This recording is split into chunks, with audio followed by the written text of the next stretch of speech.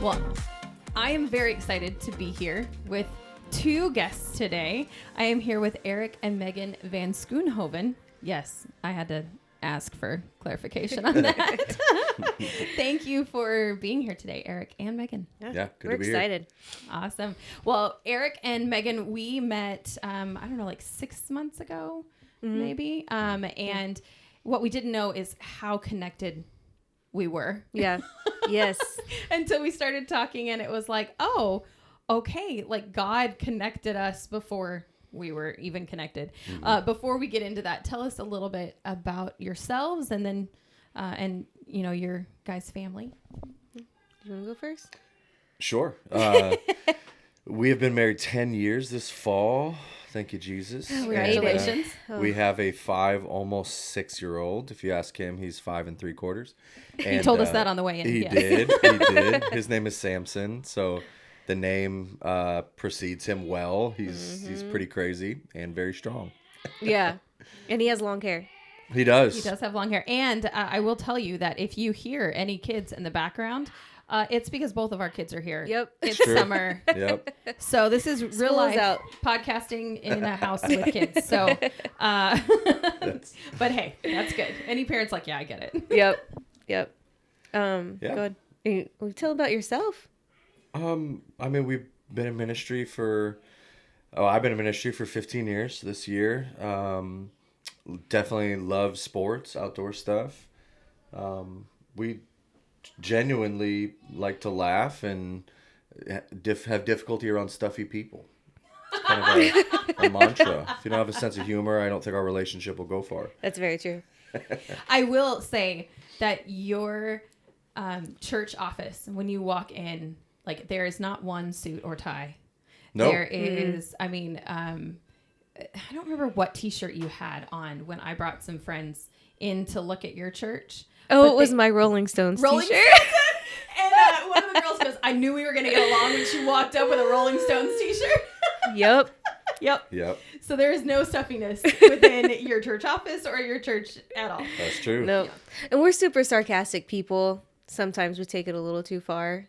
We have to apologize sometimes to our staff. True. But I mean, our relationship started on sarcasm. Like the literal first day we met was pure sarcasm. And that's just how we connected and how we built our relationship. And so that's just who we are. That's how we are. We are super transparent people. Our staff knows that. Our church knows that. We're very open, and we just don't like to, I guess, hide, and that's just who we are. Yeah. So, but yeah, he's been in ministry for 15 years.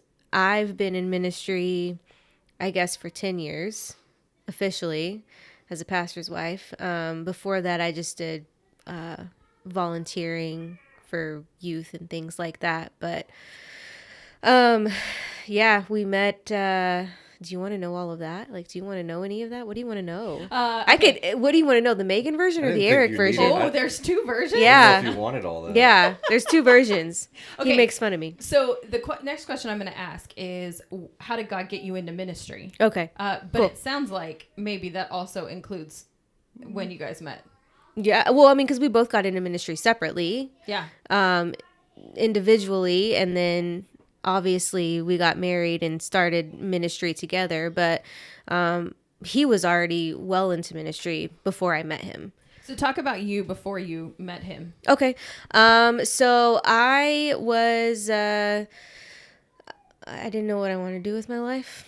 I was one of those people that changed my major. So many. Oh my gosh. I changed my major 3 times. And I had gone to a couple of universities. I went to Texas Christian University in Fort Worth for a year. My mom got cancer, breast cancer. She's a breast cancer survivor, but she had gotten that, so I went home to be with her. And then I ended up going to Southwestern Assemblies of God University, SAGU. Some people may know it as SAGU. Okay. In Waxahachie. And that was the place that I had someone, a complete stranger, talked to him this one night. He was a mutual friend of another friend, but only time I ever talked to him, only time I ever spoke to him, only time I ever saw him. Prophesied over me and said, hey, I really feel like God's telling me you are going to marry somebody who is heavily involved in ministry. I told him he was crazy because I didn't want any part of that life. I knew what it entailed, and I was like, I don't want to marry anyone doing ministry. It's not my life. And then he went on to say, you are going to marry like a pastor. I feel like you're going to marry a pastor. And I literally laughed in his face because I was like, I definitely don't want to be a pastor's wife. I had only had one version of a pastor's wife that I knew for 10 years from my home church. And so I was like, I don't want that at all. And so I was like, I don't know who you are. God lied to you. So sorry, dude. Literally about a month later, I met Eric.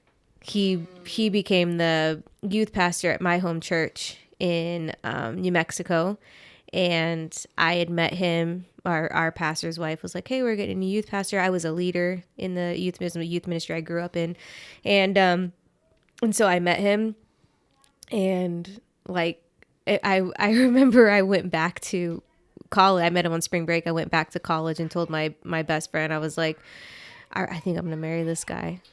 Like, I think this is the guy I'm supposed to marry. It was the weirdest thing. He's sitting over here like, yeah, I know. Yeah, you were. He's so confident. He thinks he's so confident. And so it was the weirdest thing. And so we courted for about, the remainder of the year, 2 months maybe. And he came up and moved me out of my dorm with my parents. And then we started dating and we got engaged a year later. And that whole time I was a youth leader in the ministry with him again. And so I kind of got to know a little bit more behind the scenes of ministry. Not quite as much because I was still just a leader and just his girlfriend. But yeah, then we got engaged, we got married, 6 months after that, and we moved here, which that's a whole crazy story as well. I don't know if you want to talk about that, but well, before we get there, so some people listening to this do not come from like a church culture where prophecy is a thing. Right. Okay, so you have a guy you've never met. Yeah. You do not know, and he comes up and he tells you this about you. Like, you are going to be this. Yeah. Like, can you talk about, like, was that already something that you had experienced like someone had prophesied over you? No. So did you think this guy was crazy? I did. I obviously I know like the gift of prophecy. It's in the Bible. Paul tells us it's even greater than the gift of tongues. Like, it's one of the greatest gifts of the Holy Spirit. And so it wasn't that I didn't believe that it was something that could happen, but I had never personally experienced it. And he was a nice guy. He went to school. He was a student there, and he was my friend's friend, and she had introduced us. But what if he was trying to hit on you, and then he's like, I don't know if you know, but I graduate with my ministerials. Have a pastor job. I'm gonna be a pastor. Yeah. That would be so funny. But the thing is it wasn't even like that, at all. And he was so sure. And since then, this is the only time I've ever experienced that. I don't really think I've experienced that any other time in my life that was so clear.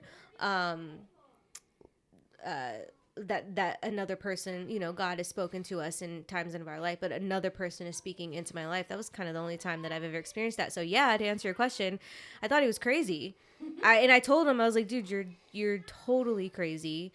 I had been a Christian pretty much my whole life. So again, it wasn't abnormal to me, but, I didn't know him. And he didn't know me. Yeah. He didn't know my history. He didn't know if I was currently seeing somebody or anything. He had no clue. Yeah. And it was probably, I met Eric, I think about a month after that. And it was probably maybe a week after that. So long ago, but that the pastor's wife of my church had reached out and said, hey, we're getting a new youth pastor. And ironically, the reason she did was because his girlfriend at the time went to school with me. So that's why she was telling me. I know, right? She also thought she knew, but she didn't. But that's why she was reaching out to me. Because there was like, oh, I don't know if you know her, but did you go on any dates between that? And you're like, so what do you do? Oh, I'm going to be an engineer. Let's just end this date now, because no, I didn't. So the crazy thing is I was actually not dating. He thinks I was dating this person. I was not dating this person. I was talking to this person. There was interest there. This is the difference between guys and girls. I know, yeah, exactly. And he was a very nice person. He was a Christian. He had great values and stuff like that. But I remember after I met Eric and I came home and came back to school and told my best friend, like, I think this is the guy I'm supposed to marry. And I looked at her and I was like, oh my gosh, I have to tell this other guy, like, there's not going to ever be anything there. Right. And so, again, we weren't dating or anything like that, but there was interest. Like, he really, and I just had to tell him, I just had to break it. Eric, what about you? What got you to the point of like ministry, and then obviously where you were dating Meagan? I kind of separate the two, I guess, so the call to ministry was totally separate. I went on a mission trip. Really, I was kind of in a form of rehab, honestly. Like, I was coming out of some pretty serious drug addiction, and I just got saved, and I was just trying to get around people that knew Jesus, and I didn't know anything about anything in the church. And so I'm 21 years old, and I entered this program called Master's Commission, and it was a high-level discipleship program. It's really like the military for people who want to go and serve in ministry. I wasn't going in for that reason. I was going in for, like, I have nothing else to do with my life. I have no one that wants me. Like, I can't go to college at that point. And so I literally just come off addiction. And so they invited me in. I joined. And at the end of the first year, they were taking a mission trip to India. And that's really cool because you had to be in your third year to go on that trip. But I was the first year, and the pastor was like, I really feel like the Lord's telling me to get you on this trip. Wow. And so I was the only first year student that had ever gone on that trip. And so I went, and it was amazing. God was doing phenomenal things. I was growing in my faith. Still at no point did I have a plan to ever be in ministry. I didn't even really know what that meant. And I was there. How many people that's their like story. I never had any plan to be in ministry. Yeah. Yep. It's the God finds you part. Mm-hmm. And so we're doing ministry one day, and we're in the top of a schoolhouse building in Bangalore, India, about the size of New York City. It's in the middle of the summer. It's so hot. And that day I had to be like the tiger. So I had a full tiger outfit on. We're doing like a VBS for kids. And there's a fan in it. And the fan went out. And so I'm literally feeling like I'm going to like pass out. And so, but they had told us very strictly, like, do not take the head off of this costume. It'll freak the kids out. And so like, I like kind of Mickey Mouse without his Yes. head. Yeah, for Oh real. my And so we're gosh. doing dances and stuff, and I'm pouring sweat. But I really, honestly, at a certain point was like, I think I might pass out. And so I kind of go find my director and was like, dude, I'm gonna fall over. And he's like, okay, don't take your mask off. There's a stairwell because we're on the third floor, and it's like it felt like the upper room. Like it was all these people crammed in this room and no windows, no ventilation. And so he's like, go up these stairs. It'll take you to the rooftop. Take your the helmet off and just get some air. Come back. And I was like, okay. So I go up there and I take the helmet off, and it was such a divine moment for me that it was right at all these horns started to go off in the city, and I watched from the rooftop of this school building, and I just had this great vantage point, and I'm looking down, and I see all these people rolling out these mats and looking towards the sun, and in that moment, like my heart broke for those people because I knew that they didn't know Jesus, and like they were purely following a religious system that in their culture they thought would save them. And it wasn't like a judgmental, it was like my heart for the first time ever for people I didn't know, it just hurt. And so I'm sitting there watching it, and I had this very emotional moment with the Lord. And I felt the Lord, not audibly, but just speaking to my heart, like, for the rest of your life, I want you to share who I am so that people that are far from God will know me as Lord. Something to that effect. And Wow. so I walked away from that, and I literally went and told my director, I'm like, I don't know what this means. I really felt like the Lord just laid on my heart, like, I'm supposed to give my life to this. And so they were so phenomenal at walking me through what that meant, and then getting me the right training. And the discipleship part for me is I had people who had loved Jesus for 20 years walking beside someone who had known him for months, not years. That's right. And they took me where I was, and they didn't push me out because I wasn't like them. I didn't know what they knew, but they walked beside me. And then I was faithful to finish the program. I interned for a year, and then I took my first youth pastor job at a church plant. Oddly enough, I didn't even know what that was. And in 2008, that's kind of where it all started. I think it's interesting that, part of your story takes place in another country. I think that traveling and doing missions work in other countries is life-changing for anyone who takes the time, makes that sacrifice of time and does that. And I know for me, what it has taught, I was in Africa during Ramadan.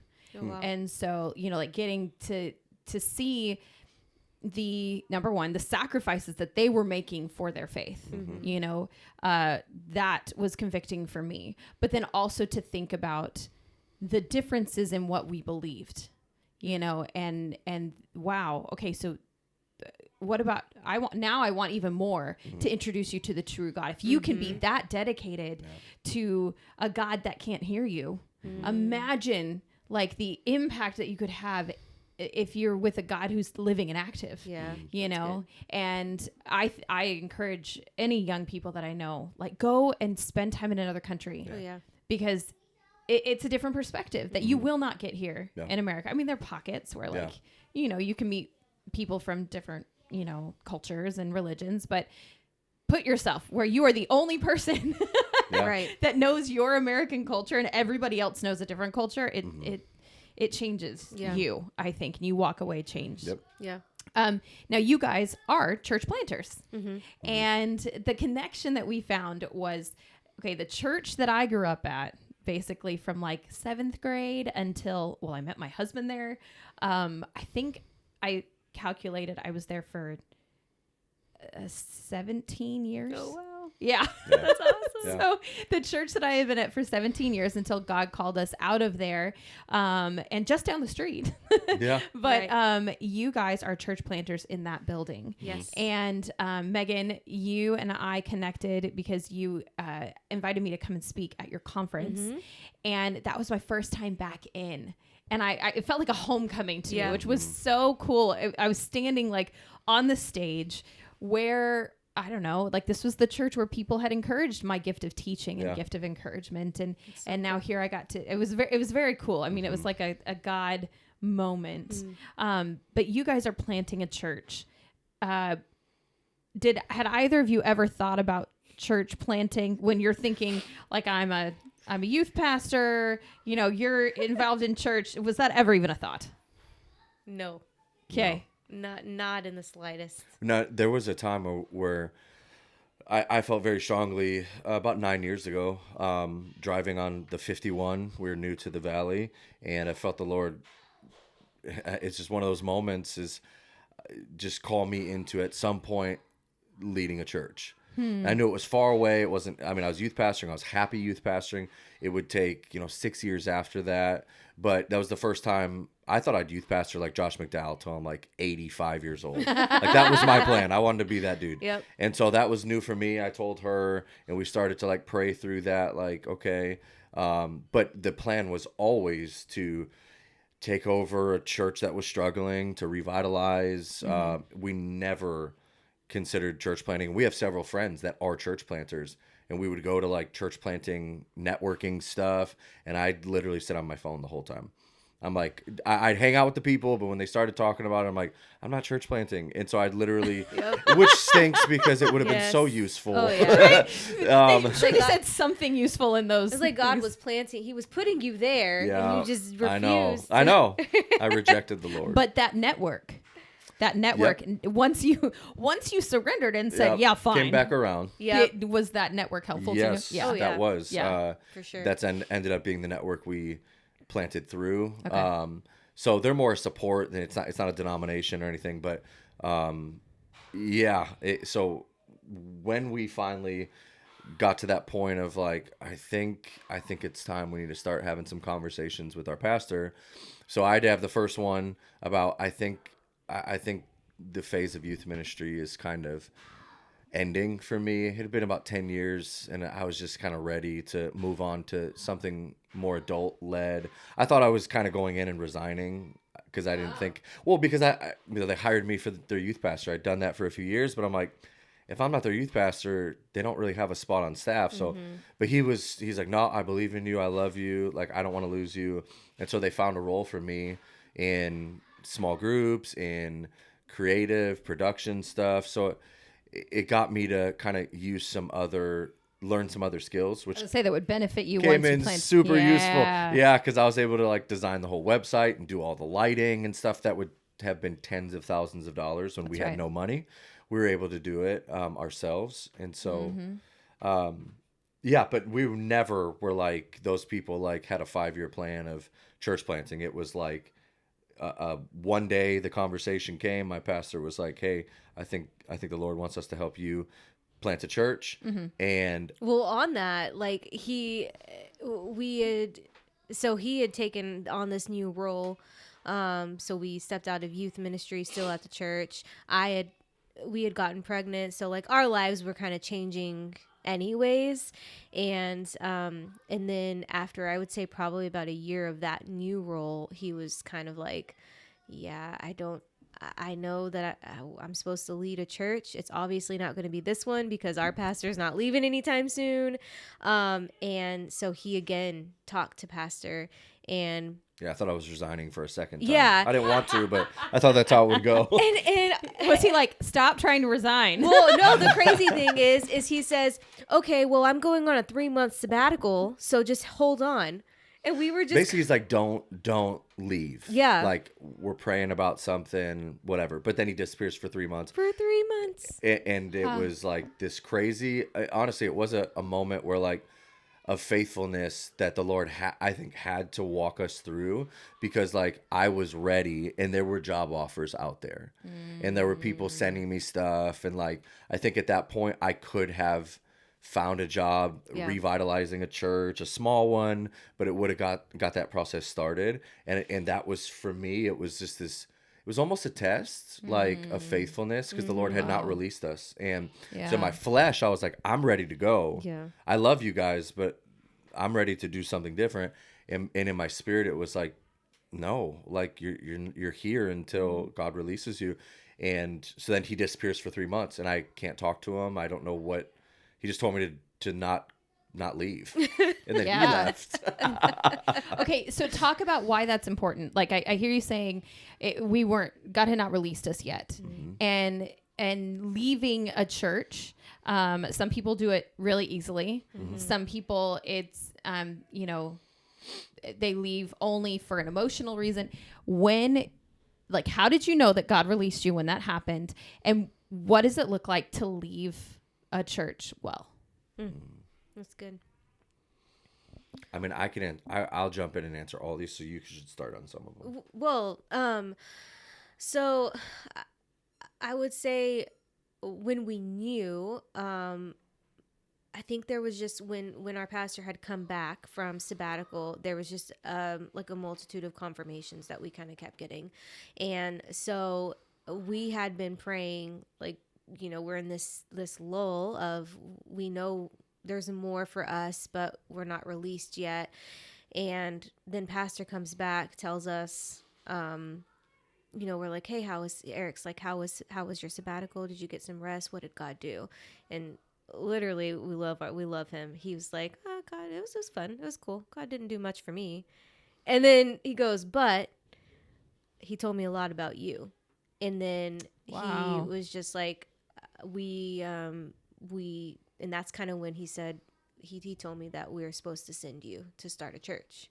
And Wow. like, that's when that whole, so And it was an immediate, like, in our spirit, it was like, yes.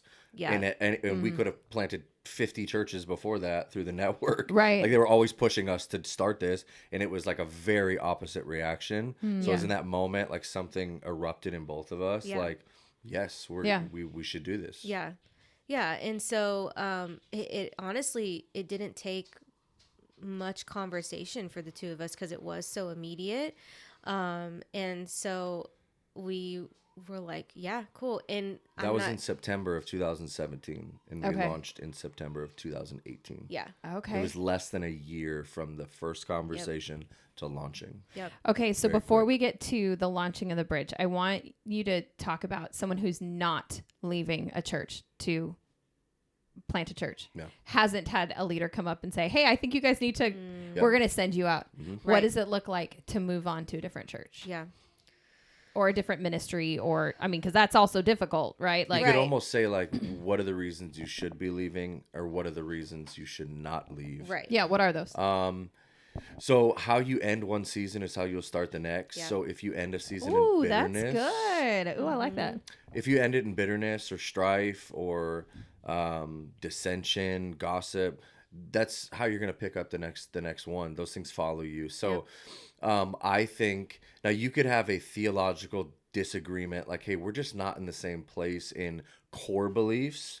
I think the church divides way too easily over non-essential issues. That's a different point. But if it's a theological thing, like, hey, we just need to be in a church that's more centered around this thing, I think go have a conversation with your pastor. Tell him, hey, we love you guys. You guys are great. Here's why. And then leave. Your pastor's going to bless you and love you most of the time. So that's a valid reason to leave. Your kids obviously have a big part of where you're going to stick. So if, like, your kids aren't wanting to be involved in kids or youth, I understand that that's a valid reason for parents to say we got to find somewhere for them. What isn't a valid reason, I think, is like the worship's too long, or the music's too loud. For, like, if it's just one small thing and you love everything else, here's why. Because you're going to go to the next church and their worship's going to be the right volume, but their groups are going to suck. And the thing that was feeding you and discipling you is going to be missing, but this volume's going to be right. So Jesus is coming back for a perfect bride. You should not, as a church shopper, be looking for the perfect bride. You should be looking for the right one that equips your family, that there is community, there's gospel-centered messages, and just too many people, like, when they come and they tell me at the front door, like, yeah, I was at this place, and I'll start asking some questions. Oh, were you there for a long time? No, I was there for a year. Well, where were you at before that? And then I find out, like, they've been in 7 churches in 5 years. Yeah. And I'm like, what are you? And I know some of the churches they say, I'm like, that's a good church. I know that church. I know the pastor. You probably would have done well to stay there. Yeah. And so, like, consumerism has taken over. Yep. People just want, instead of coming to a church of like, hey, what can I give here? What part of the 1 Corinthians 12, what part of the body am I? Yep. What am I supposed to bring rather than what am I supposed to get? Yeah. It always leaves you with like they're not giving me what I need, so I'm going to go somewhere else that can fill me. And that just works against like the mission of the church. That's Yeah. right. This is what happens when you bring a pastor on the podcast. He just starts preaching. Sorry.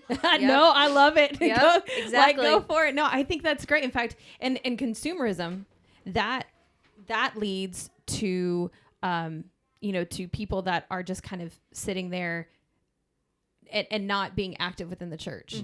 And I just saw a article about that, about how that is one of the biggest things that's hurting the church today is the consumerism, is people sitting back and kind of just like letting other people do the work and saying, serve me, Yep.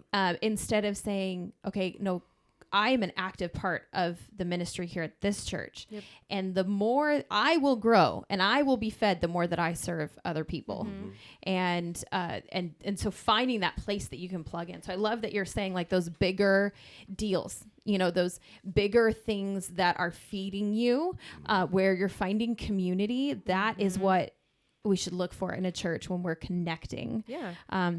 Meagan, I had a question for you. And all of this that we were talking about with your guys' decision and God sending you out, what were you doing this whole time? Like, were you working another job? Were you? She was rebuking me. Because he's working at the church, and I know you work at your church now. But what were you doing in this time? So I initially did when we moved here.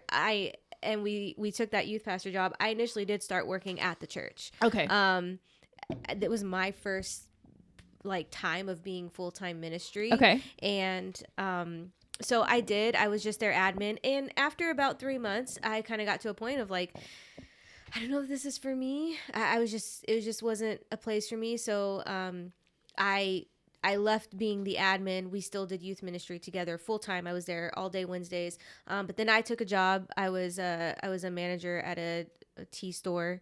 And I did that all the way up until I had our son. Okay. And so I was doing that plus doing all things youth, like behind the scenes at the same time. And then once we had Samson, I kind of just went straight into, at that time he had transitioned out of youth pastor role into his new role, and so I kind of transitioned into my new mom role. And I was a stay-at-home mom up until this last year when he started kindergarten. I could just hear people like listening to the podcast going, well, what did Meagan do? Like, you're talking about all of that Eric was doing. What was she doing? Yeah, I was doing everything behind the scenes. That's kind of how I've always been up until we planted the church, but especially up until Samson went to school, I did everything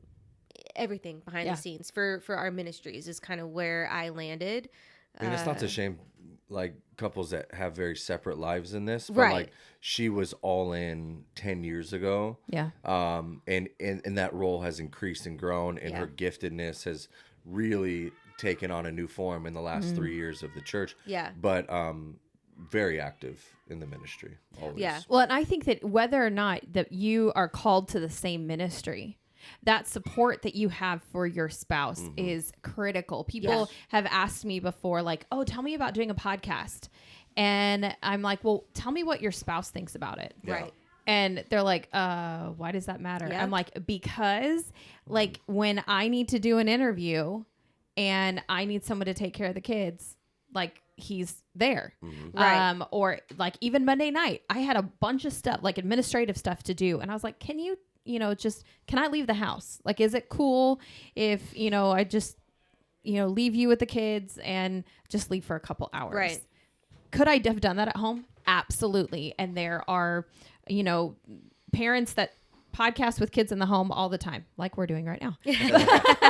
But I probably could not have gotten as far as I have without the support of my spouse. Oh yeah. And absolutely. so, I think that's critical. Yeah. Whether you're doing your own thing or whether you're doing it together as a couple, in the same ministry.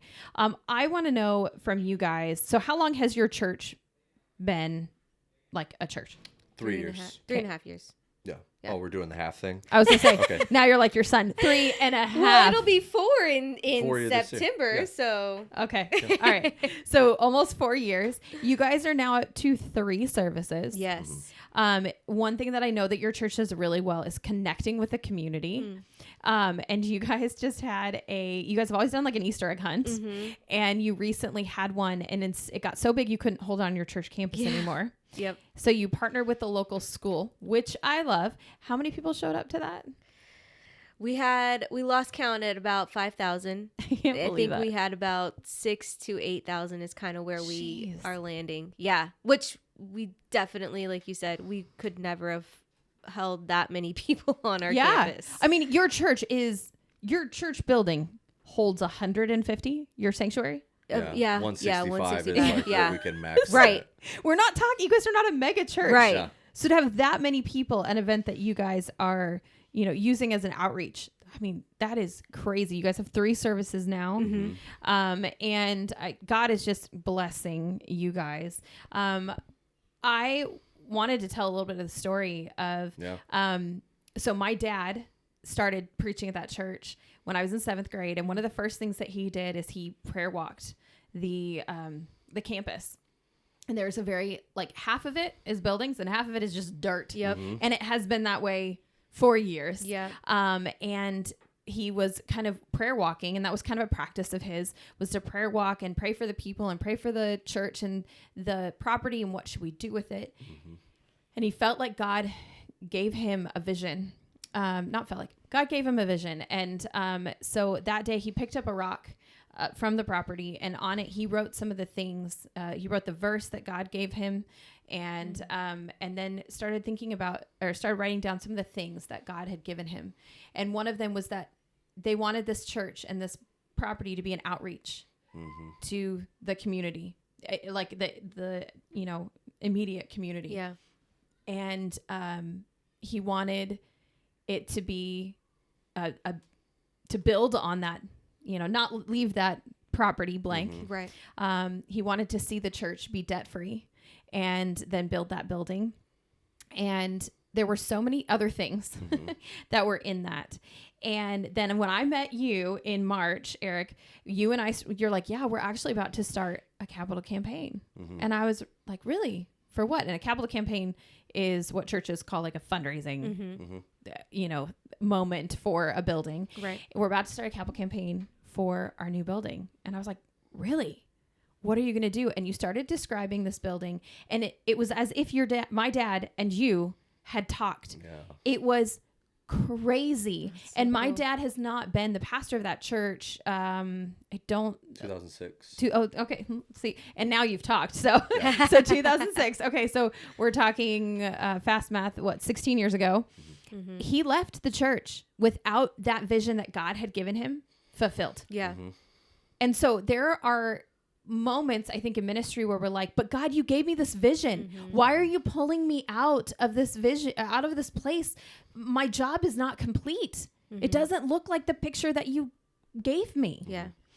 And the beautiful thing was that as you started describing what was happening, I'm like, oh my gosh, like I'm starting to get chills, because you are describing the vision that my dad had, that God gave my dad. And I go, have you talked to my dad? You're like, well, I mean, he called me when we first opened to say, hey, I'm praying for you and stuff. And I'm like, you've got to call my dad. Yep. Because this is a Holy Spirit thing, to see the vision that he gave a pastor so many years ago completed by you guys there on that property. And we did have the opportunity a couple of weeks ago. My dad was in town to have him come, and you guys got to take him around.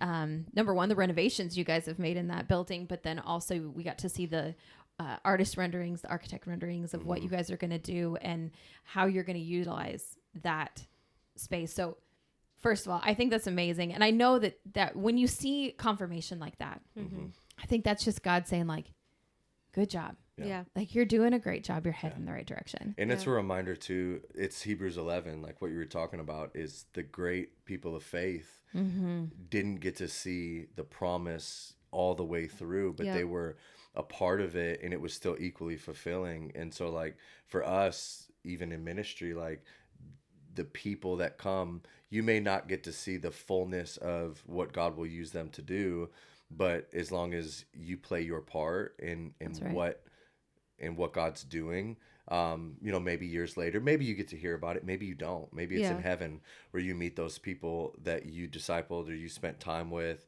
and you find out later. But your dad, it's so cool because he gets to actually see it, where a lot of times you don't. So I know it was just seeing the joy that he had, and I think that's why God allowed him, because it wasn't about him, and God will use that every time. Yep. That's right. That was so special to see how he viewed ministry. Yeah. It was a cool moment, number one, when you and I talked, and then it was a cool moment to get to walk that and kind of watch the two of you kind of sharing those thoughts and those perspectives. I want to ask you guys about finding discipleship as a pastor and as a pastor's wife. You talked about how important discipleship was for you at the beginning of your relationship. But as I talk to more pastors' wives, I was telling you, I don't talk to a ton of pastors, but I do some. And then especially for pastors' wives is like, I know discipleship is something that I need, but it's not as easy to find. Can you talk about the role, maybe beyond what you already talked about, discipleship has played in your life, and how have you found it now as ministry leaders? So, I mean, we were talking about this before we even started the podcast, and it's so, like, I was smiling because what you were explaining is literally what I have felt and dealt with as a pastor's wife. It is really difficult. And we were kind of talking on the way over here, and he had mentioned, like, you know, it doesn't find you, like, you have to seek it out. And so I think for me, I think I have to own that and kind of just swallow my pride, and like it's on me, a lot of it. I did not seek it out how I should have, and I have to take ownership of that.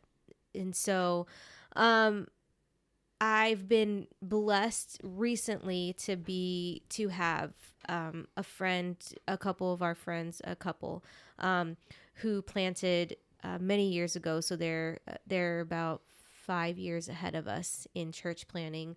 And she's not only a close friend, but she's also a mentor. She disciples me. She speaks into me. I have calls with her very often to check in.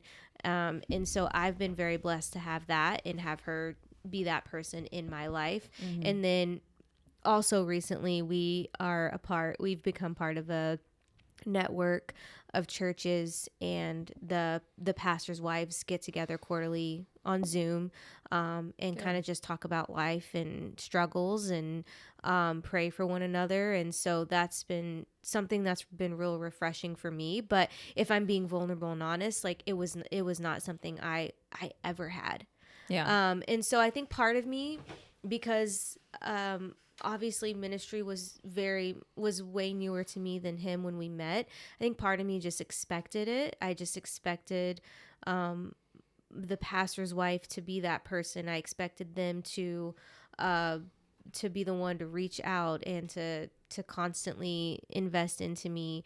And now that we're in the shoes of being pastor, wife, and pastor, I realize, like, if I see somebody, I need them to also reach out to me if they want that mentorship or that discipleship. So I'm kind of seeing it from the other angle now, and realizing, wow, like I probably missed a lot of opportunities because I did not seek it out. Okay, so that's an interesting point. There's a lot of expectations of pastors' wives. I only know because I'm a pastor's kid, right? And I remember that, like, one of the things that they would say in interviews is they would say, Janet will not be leading the women's ministry. She will participate in the women's ministry, but women's ministry is not where her gifting lies. She was a musician. So often where we went, it would be my dad, and my mom would be the worship leader. I know that's another thing that some pastors' wives would have to say. I don't play the piano. Because there was that expectation for many years that was like, pastor and the pastor's wife plays the piano, and and they would have to say, I don't play the piano, so find someone else. There are a lot of expectations that I think churches have, and they're often unspoken. And so then when they're unmet, people are like, you're resentful. Yeah, they're resentful. They think, they're mad. They get angry, they get upset, they get hurt. So tell me how we can love our pastor's wife better. So, I think first and foremost, from the top down, I think that if I'm talking to a pastor and the pastor's wife, from the very beginning, it just needs to be communicated, like, hey, this is who we are. Like, we are transparent. this is, I am me, he is he, this is how we are together, like this is who we are and this is who you got. And then obviously empowering and building a team around you to do the things that maybe you don't have giftings in. But for people looking in, like you're completely right, there is a total expectation. And when we sat down and he said, we're planting a church, you're going to have to go to a women's retreat because you're going to probably have to run the women's ministry. I looked at him and I said, I'm not running a women's ministry. Like, there's no way. I don't want to run a women's ministry. Can we just pause right there? What do you do at your church? I run the women's ministry. I was prophetic that day. But it's cool. My husband told me, like, when you stay home with our kids. And I was like, I don't stay home with kids. If you want that, you'll have to marry somebody else. This is who we were still dating at this point. He's like, no, it's cool. And now I stay home with kids. Yeah. But it was this, not that he had that total expectation, but it was just the expectation of people in church. And obviously God worked on my heart, and right. I now love what I do. And it was because I had a skewed view of what women's ministry was. And I actually got to a point of, I don't have to be like those pastors' wives. Like, I am my own person. And I had, going into church planning, I had no confidence in being a pastor's wife. Like, none. And he had been a pastor for 12 years at that point. He'd already been doing that job. He had already been doing it. People viewed him as that. People viewed me as Eric's wife. Okay. And so I had no confidence in doing it. I was always the youngest one on staff. I was always the youngest one at our previous church. I'm younger than him. So I had no confidence that that people would look at me and be able to see them as their pastor's wife. Yeah. And so for me, it took a lot of prayer, and it kind of just took me to get to this point of like, well, you know what? Like, God gave me these giftings and I'm going to use them. And I don't know like the exact time or place of when that happened, but I just kind of got this confidence. And I think it was a lot of, we started to see people come behind us and support us. So I think that for pastors' wives,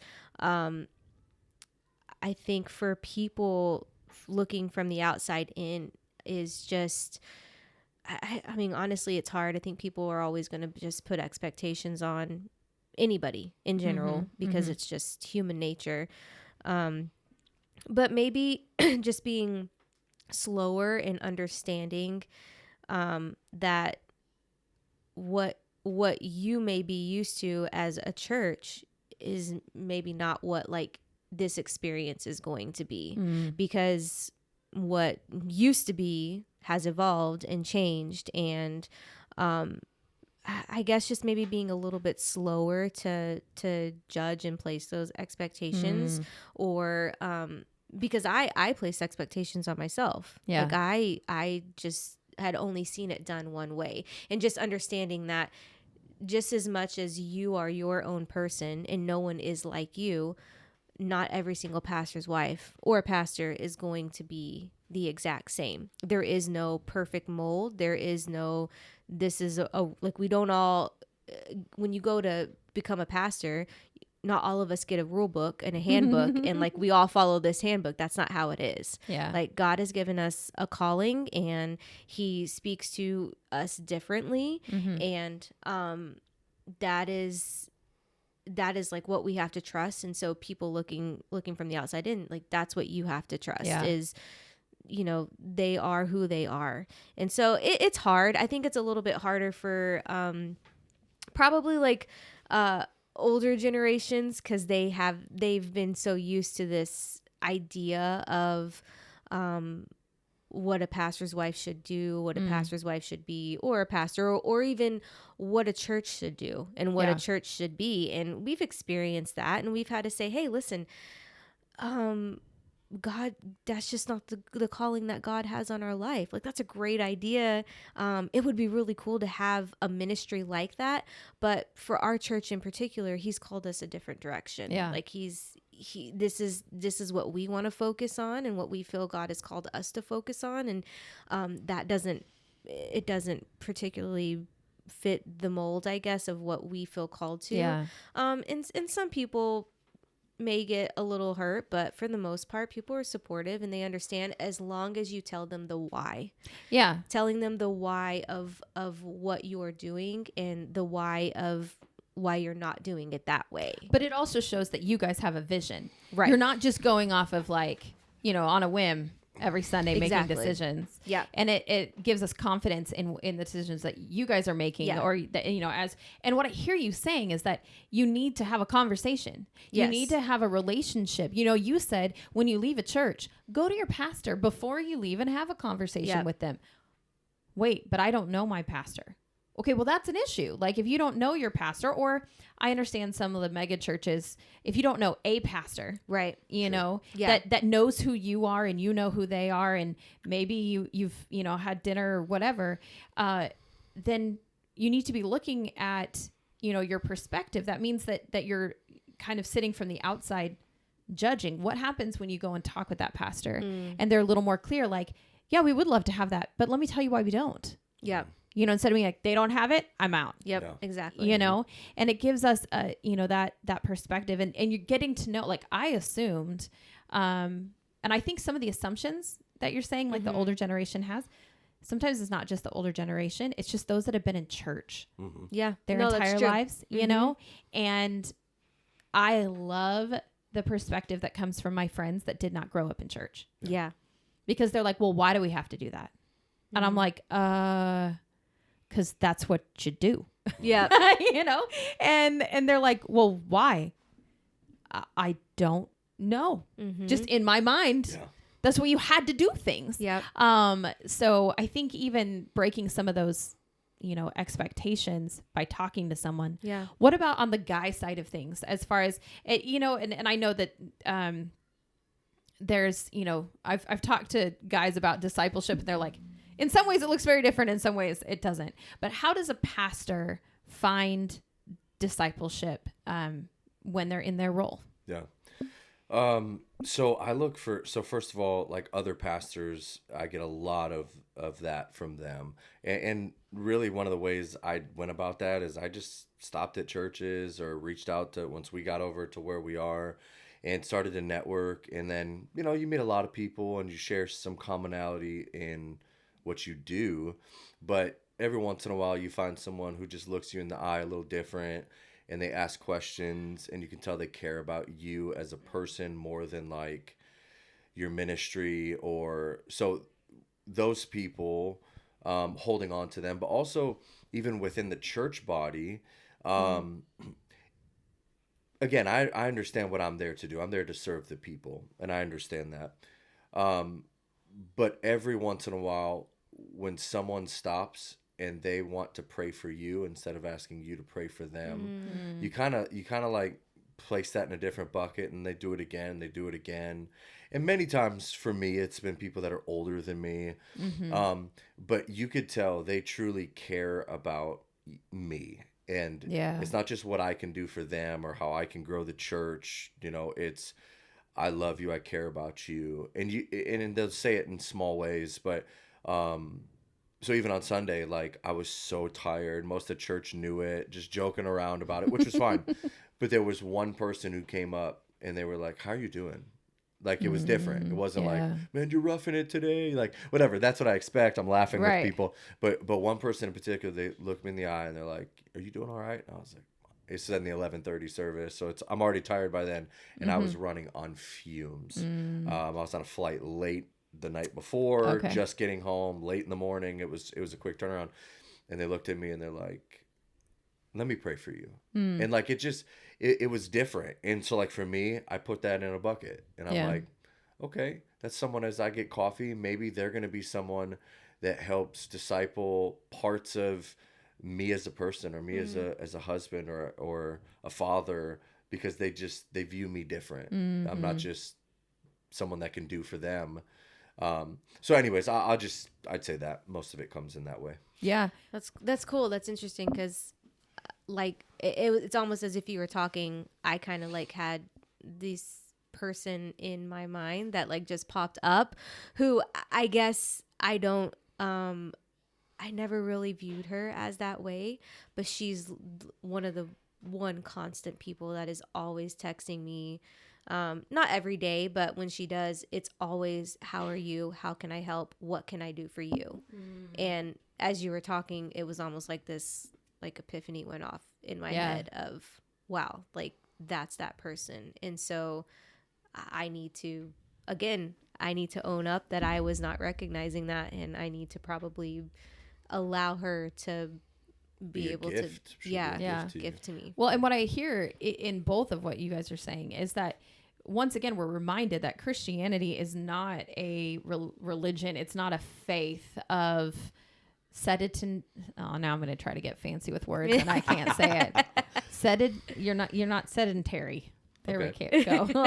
You're not sitting there doing nothing. Yeah. It's an active faith. Yeah. And if we are truly serving our role in the body of Christ, God's going to call us to do something, not sit somewhere. Right. And, you're saying when you are seeing that your pastor's struggling, go up and ask how you can pray for them. And if they're like, I'm fine. If you're feeling that like struggle inside, be like, cool. Then can I pray for you before we, move on? Right. They're not going to say no. Yeah. And even, like having that just eye of like, how can I serve the people that are around me today instead of like coming to church, crossing your arms and going, feed me. Yeah. That's what a baby does. Yeah. Right. That's what a child does. Yeah. And scripture talks about how we start that way as Christians. Yep. But then there is a point where we should move Solid on. Food. And from milk to meat. Yeah. From milk to meat. That's right. And when we are in there, I think that's a maturity thing that you can see in a new Christian. Yeah. Is when they start to kind of look out. And sometimes I think new Christians are better at it than That's very true. than some more, mature Christians. For sure. Not mature, seasoned Christians. For sure. It's because, Yeah. we have maybe been hurt in the church or we're just kind of set in our ways and they're developing new ways and we're forgetting, maybe my ways should include these things that I see them doing. Yeah. And I think that's important. We are not just called to sit and cross our arms. We're called to act. Yep. And you guys are definitely doing that. I mean, as you're out serving and planting this church, can you talk to the person who's like, I want to be a church planner, but the person they're married to says no. Like, what do you say to that person? Whether it's a wife or a husband. That's hard. Man, that's tough. I think that, oh God, that's so hard. I think at the end of the day. Why is it hard? Because the answer is easy, but it's hard to say to the person who feels called. Because that's for me. That's what makes it hard. That what the answer is, but it's hard to hear. You should not do it. Yeah. You should. I think that is why it's hard, because if you genuinely feel like you want to plant a church and they're saying no, that it is hard to say like, yeah, you shouldn't do it. But at the end of the day, like, that's it. You cannot be, you have to be on the same wave. Just like I said, you have to be on the same wavelength. As a family, as a husband and wife, because at the end of the day, you guys are going to be leading the church. Now, the wife may not, there's some pastors' wives who don't have nearly the involvement in the church as I do, or they may have more involvement. That will be different. But at the end of the day, if you are not in agreement with the vision that God has called for you, for your husband, and for your family, then it's going to be essentially detrimental to your marriage and to your family, and your family is above ministry.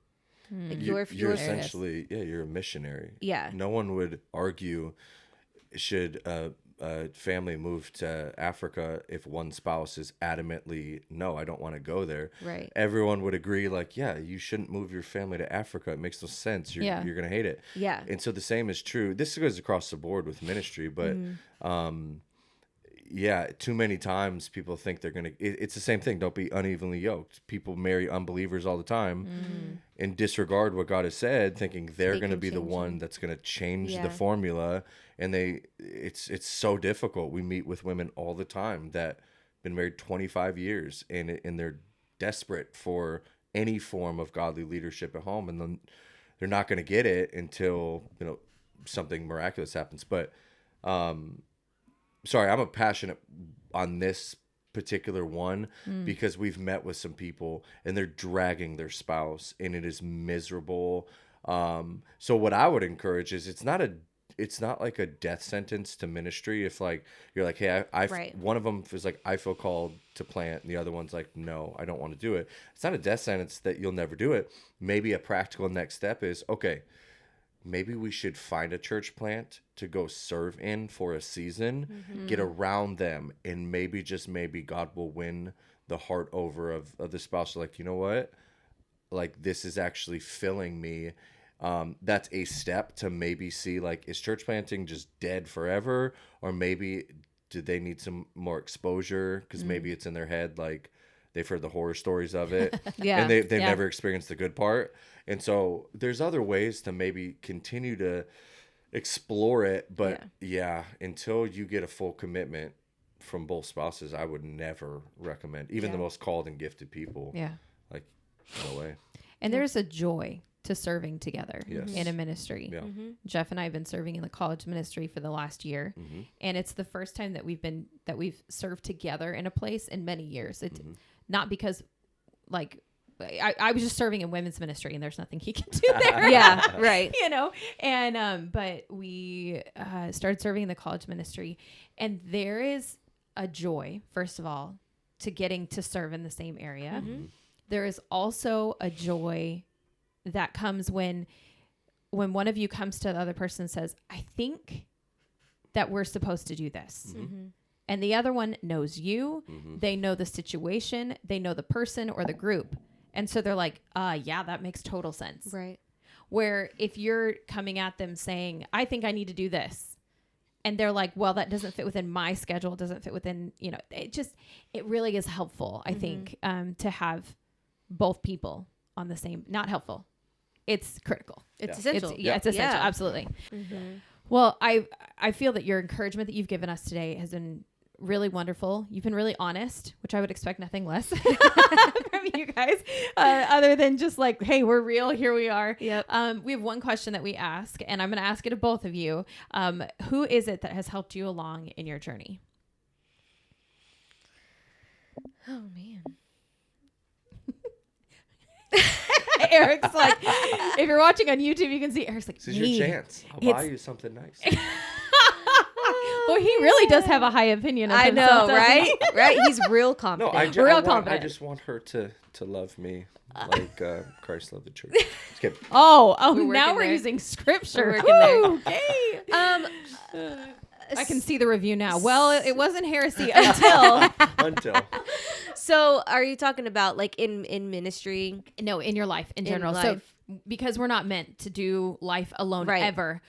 Has helped you along in your journey? Gosh, I mean, obviously my family, my parents. I'm an only child, so that they've been my biggest support system in life. Even whenever I was like, I'm marrying a pastor, like, hey.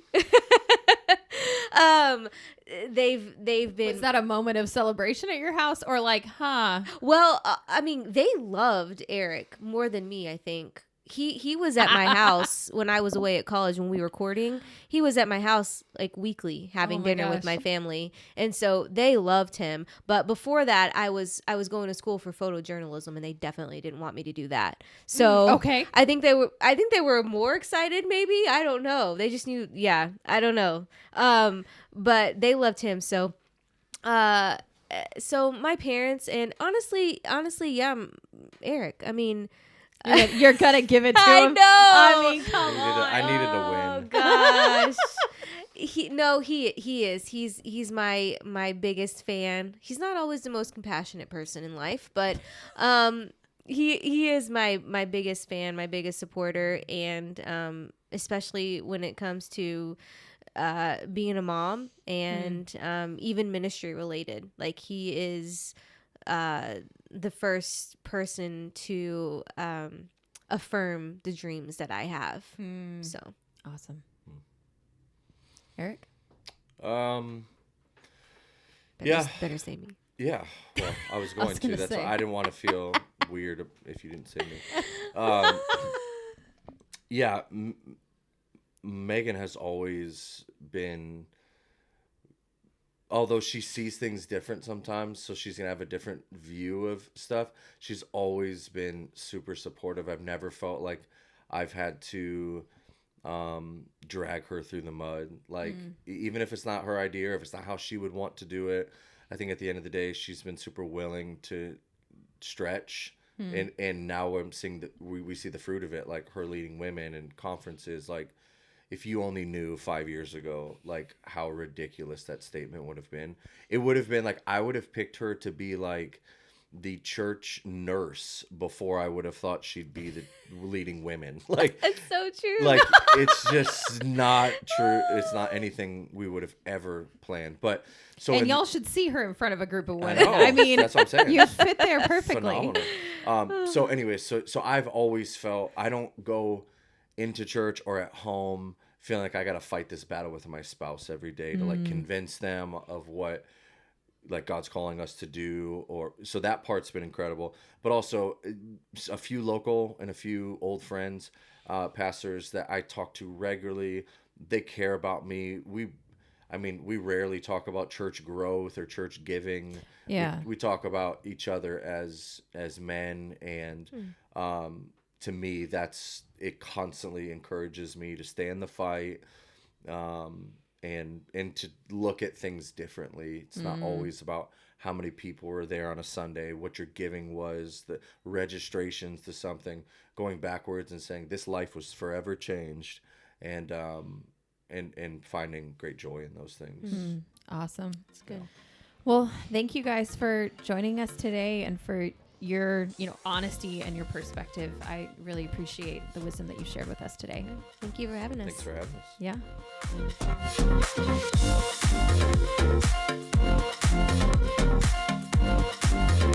Yeah.